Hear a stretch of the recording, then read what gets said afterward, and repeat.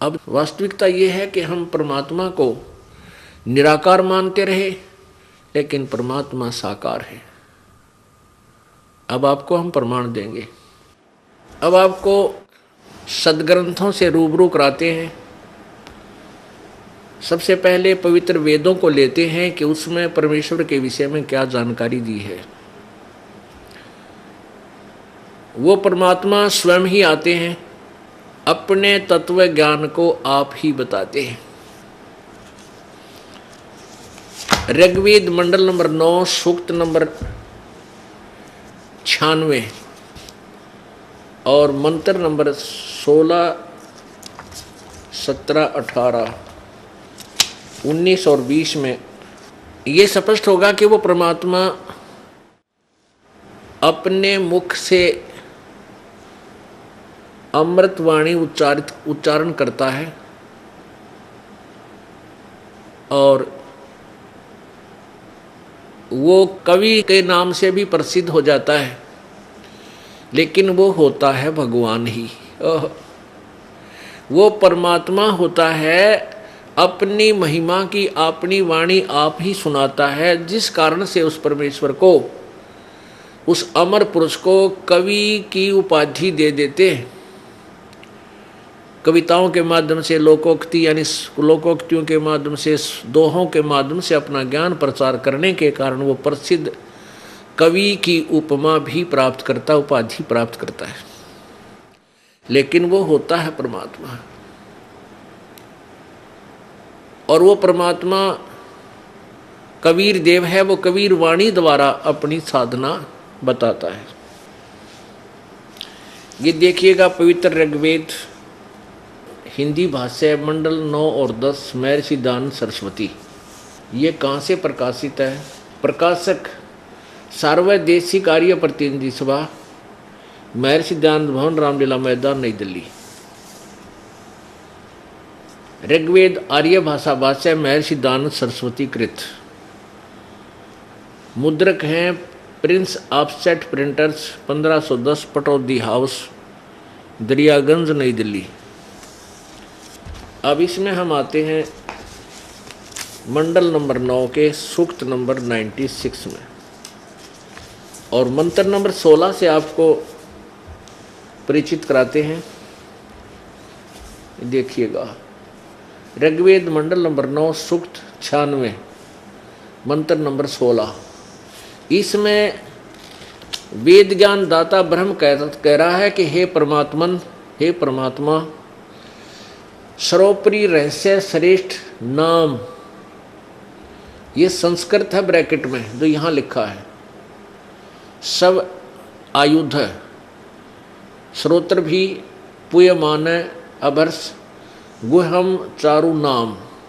इसका अनुवाद किया इस नाम का, हे परमात्मन अर्थात हे परमात्मा, सर्वोपरि रहस्य यानी गुप्त, जो आपका श्रेष्ठ, जो तुम्हारी संज्ञा है। यहाँ नाम का इन्होंने संज्ञा लिख दिया, नाम ही लिखना चाहिए था। जो आपका श्रेष्ठ नाम है आप उसका ज्ञान कराएं, अपना वास्तविक नाम हमें बताएं, आपका वास्तविक नाम क्या है। आगे देखो, अब यहाँ हम ज़्यादा ना पढ़ के यहीं आएंगे। अब 17वें में क्या बताया है? उस परमात्मा का वास्तविक नाम बताया है।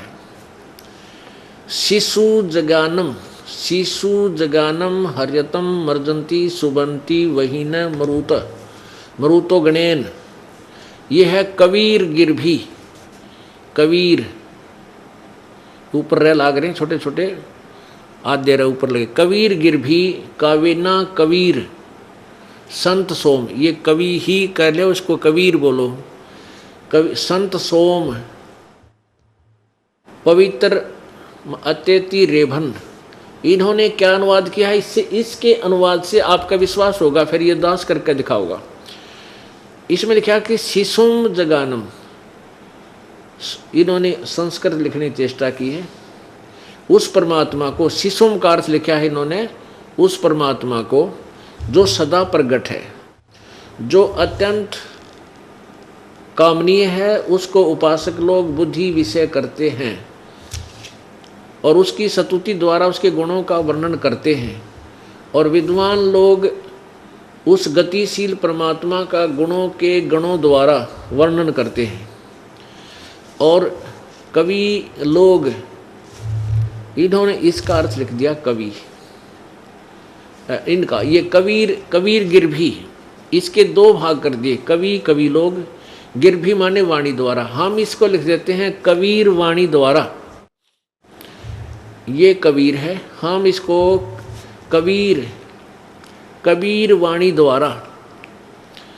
इन्होंने कवि का अर्थ कवि लोग लिख दिया, हम लिखते हैं कबीर गिरभी, कबीर वाणी द्वारा।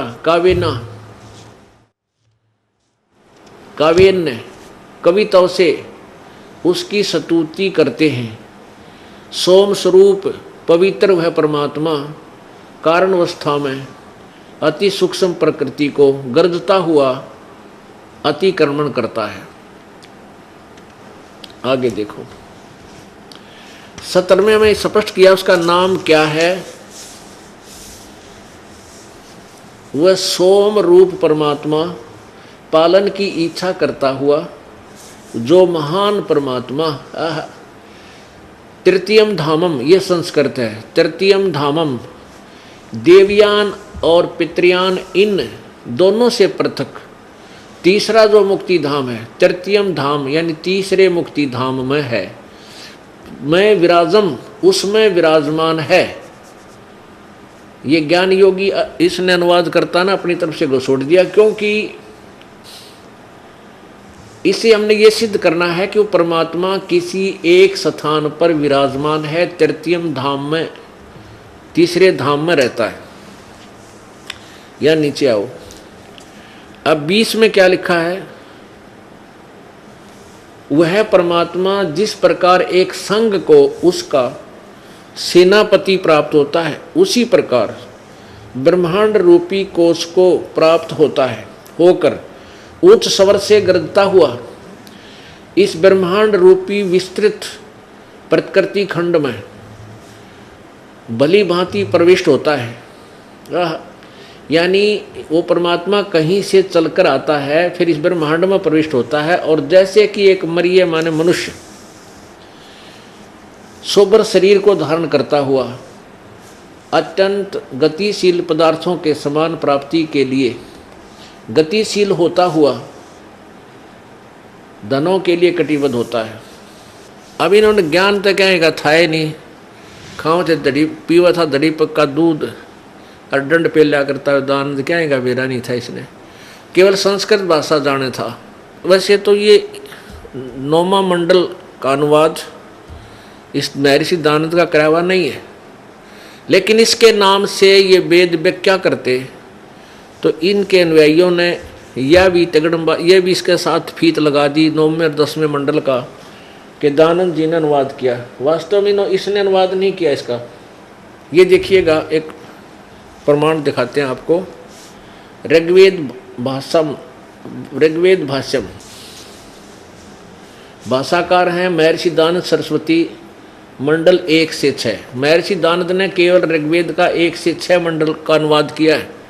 उसके बाद श्रीपाद दामोदर 7वें लेकर 7 से 10, यानी 1 से 6 तो दानंद ने किया, फिर इसकी मृत्यु होगी। उसके बाद 7 से 10 मंडल जो हैं इसके शेष, ये अन्य इन आचार्यों ने किए हैं अपने अपने हिसाब से, अपनी अपनी सोच के अनुसार। तो कहने का भाव ये है कि इनको ना तो कहने का ज्ञान था और न ही ये भगवान को साकार मानते। वेद में लिखा कि वो परमात्मा तीसरे मुक्ति धाम में विराजमान है और वहाँ से चलकर गतिशील होकर और एक बहुत बड़े समुदाय को जैसे सेनापति होता है, यानी गुरु रूप में बहुत से बड़े जन समूह का नेतृत्व करता है, और जैसे मनुष्य शरीर धारण करता हुआ है, यानी परमात्मा परमेश्वर कबीर जी का सतलोक के अंदर एक बहुत तेजोमय शरीर है।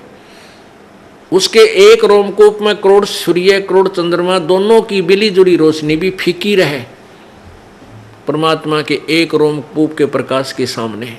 इतना तेज है वहाँ भगवान का।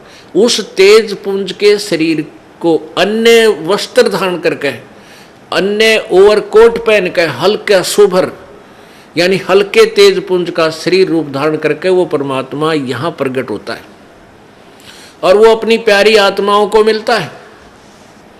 अब देखो ये सी ऋग्वेद, ये वही ऋग्वेद है, मंडल नंबर 9 और सूक्त नंबर आपको 86 दिखाते हैं। 86 यही ये प्रमाण देता है कि वो परमात्मा अपनी प्यारी आत्माओं को, श्रेष्ठ आत्माओं को आकर के मिलता है।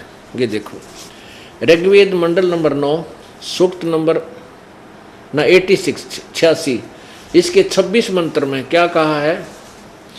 यज्ञ करने वाले यजमानों के लिए परमात्मा सब रास्तों को सुगम करता हुआ, उनके विघ्नों को मर्दन करता हुआ, नष्ट करता हुआ, उनको पवित्र करता हुआ और अपने रूप को सरल करता हुआ, अपने वास्तविक रूप को हल्का करता हुआ, वह कांति में परमात्मा। इन्होंने इस कबीर शब्द का कवि सर्वज्ञ कर दिया। कवि का अर्थ सर्वज्ञ नहीं होता, ना कोई कवि सर्वज्ञ हो सकता। विद्युत के समान क्रीड़ा करता हुआ वर्णीय पुरुषों को प्राप्त होता है। वर्णीय यानी श्रेष्ठ भक्तों को आकर मिलता है वो परमात्मा। यजमानों, अब यज्ञ करने वाले यजमानों के लिए यानी साधना करने वाले भक्तों के लिए परमात्मा सब रास्तों को सुगम करता हुआ, उनके सब रास्ते खोलता हुआ, उनके विघ्नों को, संकटों को नष्ट करता हुआ और उन प्यारी आत्माओं को पवित्र करता हुआ और अपने रूप को सरल करता हुआ, तेज पुंज अन्य दे धरकर इस विधम को भेंट ही। वह कांतिमान परमात्मा, वैसे हम इसको कबीर कहें तो अच्छा रहे। विद्युत के समान यानी जैसे बिजली 1 सेकंड में चमक कर नीचे आ जाती है, ऐसे तीव्र गति से वो चलता है, क्रीड़ा करता हुआ और श्रेष्ठ भक्तों को प्राप्त होता है, वर्णीय पुरुषों को प्राप्त होता है, वहां से आकर उनको मिलता है। 27 में ऋग्वेद मंडल नंबर 9 सूक्त नंबर 86 मंत्र 27। प्रेम की वे सैकड़ों धाराएं जो नाना रूप में सतिथि को लाभ कर रही हैं, वे परमात्मा को प्राप्त होती हैं। प्रकाश पुंज परमात्मा को, प्रकाश का समूह परमात्मा को बुद्धि वृत्तियां विषय करती हैं, जो परमात्मा ध्रुवलोक के तीसरे पृष्ठ पर विराजमान है। एक देशीय है।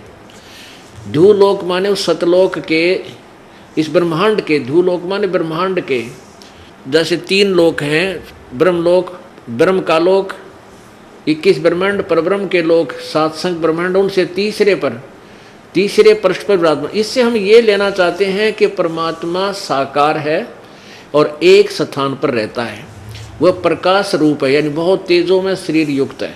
अब ऋग्वेद मंडल नंबर 9 सूक्त नंबर 82 इसके हम आपको 3 श्लोक सुनाते हैं, क्लियर हो जाएगा। देखिएगा ऋग्वेद मंडल नंबर 9 सूक्त नंबर 82 और मंत्र नंबर 1। जो सर्वोत्पादक प्रभु यानी सबका की उत्पत्ति करने वाला, रचने वाला परमात्मा, प्रकाश रूप, सद्गुणों की वृष्टि करने वाला, पापों के हरण करने वाला, वह राजा के समान, राजेव राजा के समान, राजा के समान दर्शनीय है, साकार है। वह पृथ्वी लोक लोकांतर के चारों ओर शब्दमान हो रहा है। वह वर्णीय पुरुषों को, वर्णीय माने श्रेष्ठ पुरुषों को, जो दृढ़ भक्त हैं यानी सच्चे भक्त हैं, उनको पवित्र करता हुआ प्राप्त होता है, उनको आकर मिलता है वो परमात्मा। जिस प्रकार विद्युत स्नेह वाले स्थानों को आधार बनाकर प्राप्त होता है, यानी वो परमात्मा जैसे बिजली गिरा करे ना अपने हिसाब तय। ऐसी वो परमात्मा इतनी गति से सतलोक से चल कर आकर अपने भक्तों के पास प्रकट होता है, उनको ज्ञान समझाता है। आगे देखो दूसरा मंत्र, ऋग्वेद मंडल नंबर 9 और सूत्र नंबर 82 का मंत्र अब 2 देखते हैं। हे परमात्मन, उपदेश करने की इच्छा से आप, यानी यहाँ सच्चा ज्ञान देने के लिए आप महापुरुषों को प्राप्त होते हो, अच्छी आत्माओं को आकर मिलते हो, प्राप्त होते हो। आप अत्यंत गतिशील पदार्थ के समान हमारे आध्यात्मिक यज्ञ को प्राप्त होते हो, यानी बहुत तेज चलने की गति से हमारे पास आते हो। आप कबीर हैं, कवि सर्वज्ञ हैं, शुद्ध स्वरूप हैं। हमारे पापों को दूर करके हे सोम आप हमको सुख दें और प्रेम भाव को उत्पन्न करते हुए पवित्रता को उत्पन्न करें। आगे देखो अब तीसरा मंत्र, पवित्र यज्ञों में रक्षा से आप प्राप्त होते हैं। पृथ्वी लोक आदि लोकांतरों में गति करते हुए सर्वव्यापक आप, सर्वव्यापक अर्थ नहीं आपका, आप गति करते हुए आप स्वयं गतिशील होकर विराजमान होते हैं। अपने आत्माओं इन्होंने रट्टा ला रखा था, भगवान निराकार है, सर्वव्यापक है, वो कण कण में विद्वान है, कहीं एक देशीय नहीं है। और वे जिसको एक देशीय बता रहे हैं, मनुष्य सदृश बता रहे हैं, वहाँ से साकार बता रहे हैं, वहाँ से चल कर आता है। और श्रेष्ठ भक्तों को यानी विशेष पुण्यात्माओं को, जो उनके खास भक्त होते हैं, उनको मिलता है। वो परमात्मा किस किस को मिला इस कलयुग में? आदरणीय धर्मदास साहिब जी को मिला बांधवगढ़ में, बांधवगढ़ के रहने वाले को मथुरा में। और आदरणीय मलुकदास जी को मिला, आदरणीय दादू साहिब जी को मिले, आदरणीय गरीबदास साहिब जी को मिले, आदरणीय नानक साहिब जी को मिले, आदरणीय घीसा साहिब जी को मिले। वो परमात्मा स्वयं आकर के उनको मिले और उनकी आत्मा को सचखंड लेकर गए, वहाँ से सारा व्यवस्था उनको बताई, अपना पूरा परिचय दिया प्रभु ने। फिर उन प्यारी आत्माओं ने, उन पुण्य आत्माओं ने उस परमेश्वर का एफिडेविट दिया अपनी अमृतवाणी में, ये गवाही दी है कि वो परमात्मा साकार है, सतलोक में रहता है, उसका नाम कबीर है। और ये वही परमात्मा है जो बनारस में काशी में आए थे। हम सुल्तानी नानक तारे दादू को उपदेश दिया, जात जुल्हा भेद न पाया, वो काशी माहे कबीर हुआ। अब ये तो सिद्ध हुआ कि परमात्मा सतलोक से चलकर आता है और वो राजा की तरह, मनुष्य की तरह दर्शनीय है, देखने योग्य है। वो अपने खास भक्तों को आकर मिलता है, अपना ज्ञान उनको समझाता है। जो दृढ़ भक्त हैं, श्रेष्ठ आत्मा, फिर वो पुण्यात्मा औरों को बताते हैं और ढोल के डंके पर कहते हैं कि परमात्मा साकार है, वो कबीर है, सशरीर है, वो सतलोक में रहता है।